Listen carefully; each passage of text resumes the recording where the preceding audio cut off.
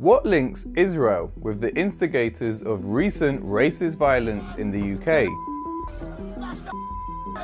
The answer lies in a global network of anti-Muslim and pro-Israel politicians, think tanks and philanthropists which have been funding and promoting the UK's leading far-right figures. Put them on boats and send them back! They have to rise up to defend their families. So who are these figures? The most notorious is Tommy Robinson. Robinson is the former leader of the English Defence League, an openly racist, anti-Muslim and anti-migrant movement. The EDL effectively disbanded in 2013, but the movement continued around the actions of Tommy Robinson, his court appearances, imprisonment and mobilising people against migrants and Muslims. His most recent rally, which included many Israel supporters, pulled a crowd of around 20,000 people in London just days before the riot started. Misinformation spread across far-right social media accounts sparked the violence. They falsely named the culprit in an appalling stabbing attack on children in northern England on the 29th of July as a Muslim. His name is Ali Al-Kati, a very Welsh-sounding name. It later turned out he was a UK-born Christian with Rwandan heritage. Far-right protesters hijacked a vigil for the dead children and mobilised a mob to attack a mosque. The violence then spread across the UK and included racist attacks on Muslims, Asian Britons, Black Britons and asylum hotels. But Robinson's links to Israel go much deeper than flags at his rallies. Robinson has long considered himself a Zionist. I notice you're wearing a shirt or a button that says I'm a Zionist. What's a Zionist?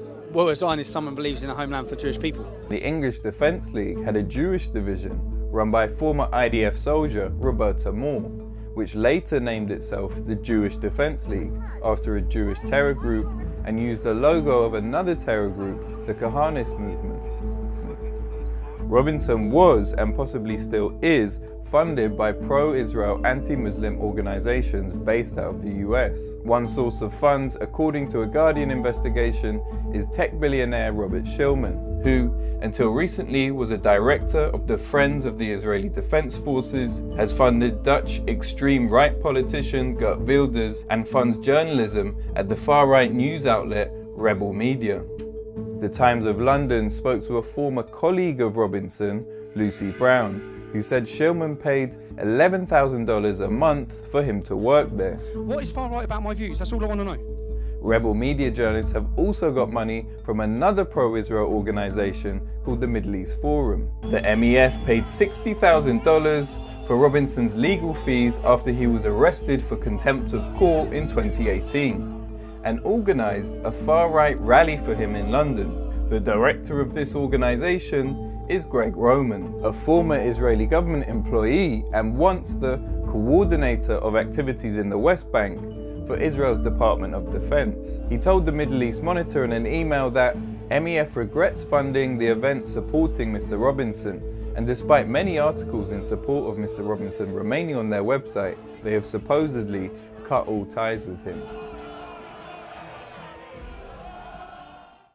Robinson travelled to Israel in 2016 on a guided tour that saw him pose on an Israeli tank with a gun, wear an IDF t-shirt in the West Bank, and even visit a Bethlehem refugee camp. I was very nervous when we were going into a Palestinian refugee camp.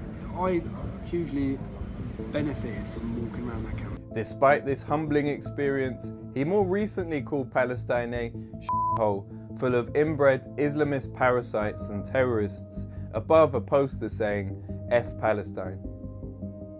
Rebel Media, according to a former employee, Lauren Southern, took their staff on guided tours of Israel. Southern was fired because she questioned the need to fundraise for a state-sponsored trip. It became pretty obvious that this was a guided tour, not a fact-finding mission. Another figure of the British far right, Katie Hopkins, who was one of the key figures along with Robinson that contributed to starting the riots, was one of those taken by Rebel Media on a sponsored trip to Israel. All I can hear is the call to prayer. I feel like I'm being tortured in a cell by Al-Qaeda. Hopkins is an extreme right personality and shock jock known for calling migrants cockroaches and vermin, in national newspapers and has been using her social media accounts of 2 million plus followers to help spread misinformation and mobilize the racist marchers. Her video, falsely giving an Arab-sounding name to the Southport child killer, is still online. Hopkins loves Israel. She launched her conspiracy-laden documentary there. She gives regular talks, meets with Israeli officials, and pro-Israel groups love her. Like Robinson, she was a Shillman Fellow at Rebel Media, financed by Robert Shillman, the tech billionaire, and run through another anti-Muslim group, according to Vice News, called the David Horowitz Freedom Center. Katie is a regular speaker at their events, paid to deliver humorously racist after-dinner speeches and spew anti-Muslim hate. Unlike my Muslim friends who have 15 under the age of 3. I'm kidding. I'm kidding. I'm kidding. I don't have any Muslim friends. So why are most of the far-right leaders in not only Britain but around Europe supporting Israel? Robinson started out in the British National Party, a successor to the National Front. Both were deeply anti-Semitic and racist movements, but more closely aligned with mid-20th century fascist ideologies like Nazism. And now anti-Muslim and anti-migrant hate is the primary agenda of these groups. Their Islamophobia has made them natural allies of other supremacist ideologies like Zionism in Israel or Hindu nationalism in India. So the war in Gaza, an occupation of Palestine, and the recent wave of racist violence in the UK are connected by a network of pro-Israel and anti-Muslim organizations who are promoting hate against Muslims in Britain while supporting the ethnic cleansing and military occupation of Muslims in Palestine.